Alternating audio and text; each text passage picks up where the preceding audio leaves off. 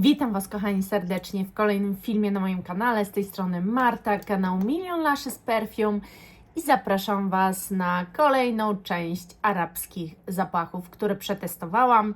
I dzisiaj będą to zapachy od Ani Perfumowej Bajki. Zapraszam.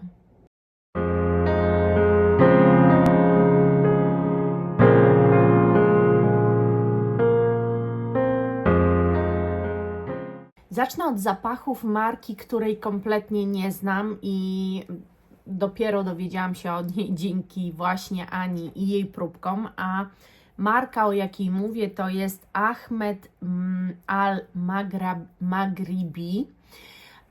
i ona mi przysłała tej marki dwa zapachy. Zacznę od zapachu Layana i cóż to jest? Mam tu nawet na ręku. Słuchajcie, Layana to jest... W ogóle chciałam powiedzieć, że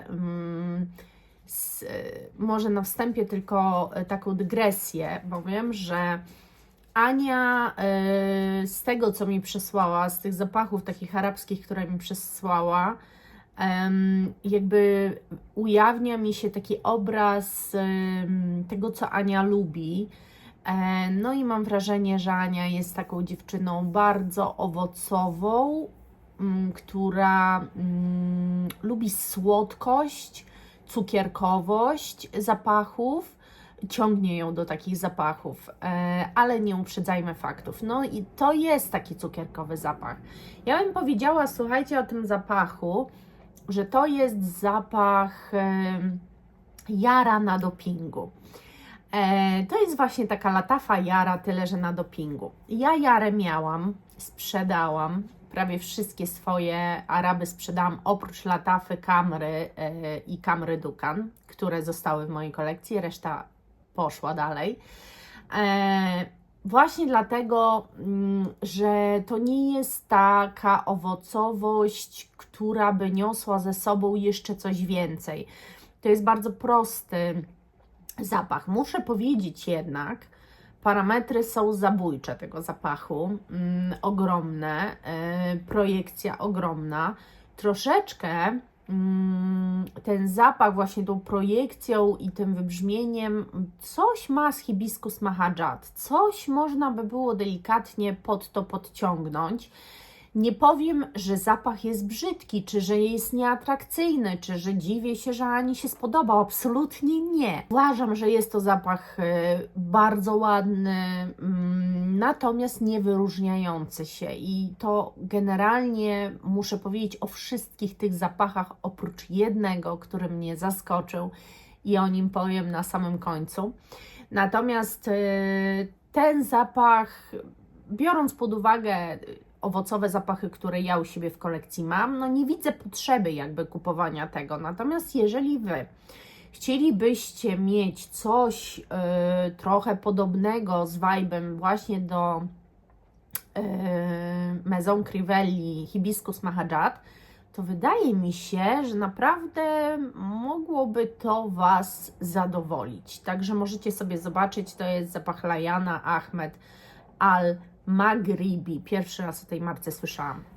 Następny zapach tej marki to jest Instance i tu już tak miło nie będzie, ale prawdopodobnie chodzi po prostu o moją skórę. Słuchajcie, to jest piękny zapach i początek jest naprawdę taki wyzwalający, wręcz no chce się wąchać. Tu jest przepiękna gruszka połączona z piżmem, takim piżmem, który ja kocham. Natomiast dosłownie po 15-20 minutach dochodzi do głosu paczula. I nie wiem, co się dzieje takiego, ale paczula łączy się z piżmem, dosłownie jakby tak zaczynają ze sobą tańczyć bardzo mocno. I te połączenie u mnie jest siuśkowe po prostu. Daje wydźwięk siuśkowy, zanika trochę ta gruszka i ta paczula z tym piżmem tańczą ze sobą, no i te nuty już nie są tak przyjemne. Gdyby te piżmo z gruszką zostało na cały czas, to byłoby coś pięknego, bo naprawdę fantastycznie ten zapach gra na skórze. W ogóle muszę Wam powiedzieć, że ten zapach z kolei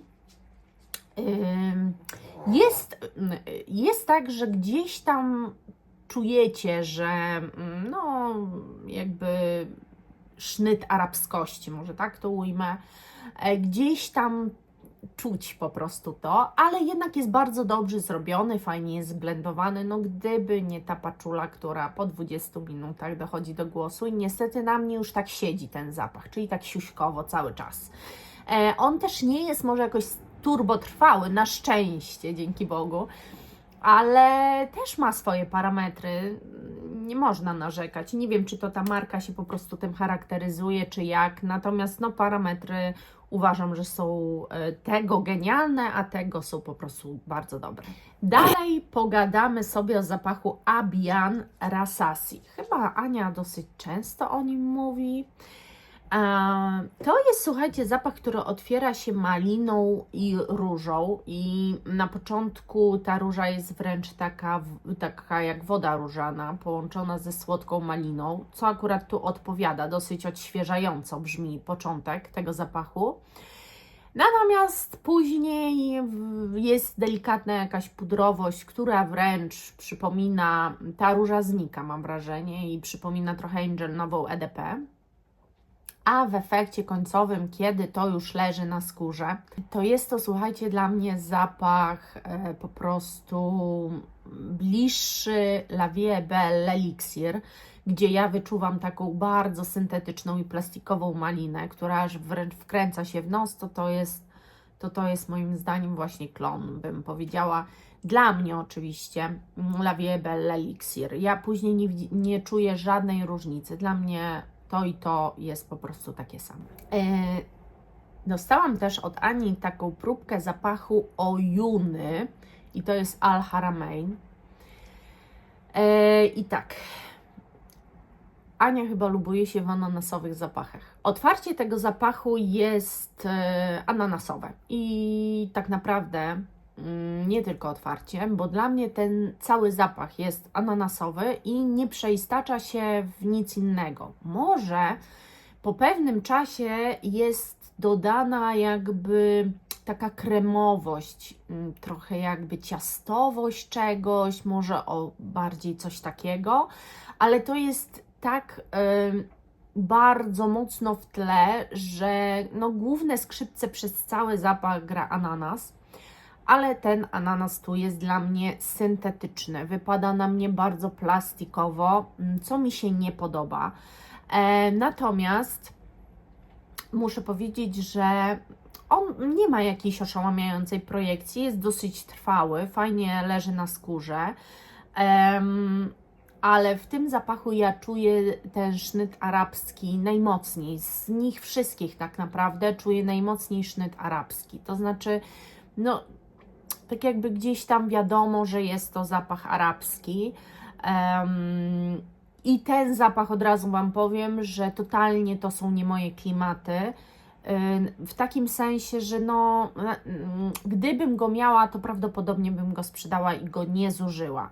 Inaczej co do tamtych zapachów, bo gdybym miała te 3 pozostałe, które już Wam zrecenzowałam, gdybym je miała, to myślę, że po prostu zużyłabym.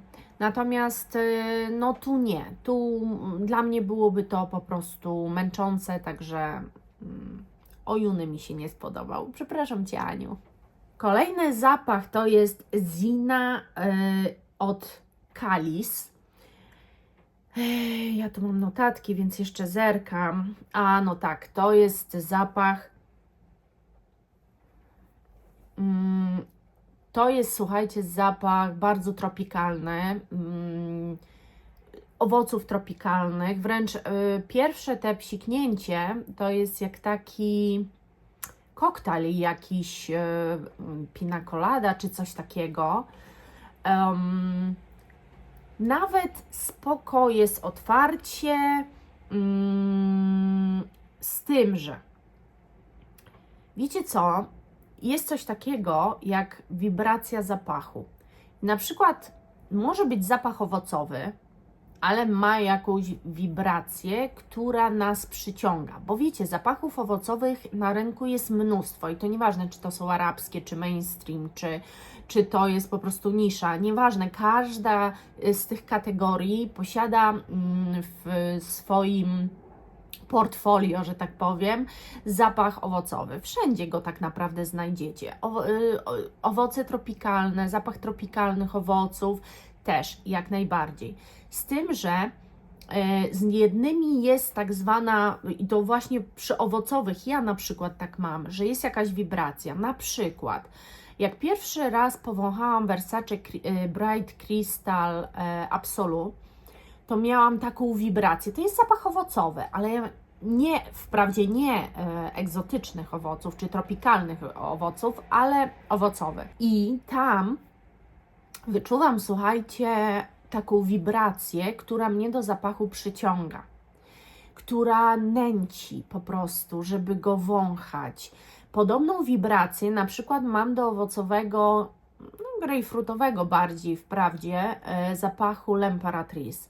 I są takie zapachy owocowe, z którymi jest wibracja. Tu nie mam wibracji. To jest taki zapach, owoców tropikalnych i tyle. Też nie mogę stwierdzić, że gdybym go nie miała, to bym go nie zużyła, bo jest to zapach bardzo przyjemny, tak jak mówię, ale brakuje takiego sznytu, który wyzwalałby we mnie szczęście. Jak właśnie mam przy L'Impératrice, które po prostu pobudza mnie tak bardzo wesoło, wręcz do życia. I tak samo jest Versace Bright Crystal, tak samo mam z Chanel Eau Tendre, Chance Eau Tendre, tak samo mam z takim owocowym, tak samo mam z Maison Crivelli Hibiscus Mahajat, tak samo mam z Angel nową EDP. To są wszystko tak naprawdę owocowe zapachy, ale tam jest właśnie ta energia. Tu mi brakuje po prostu w tym zapachu energii.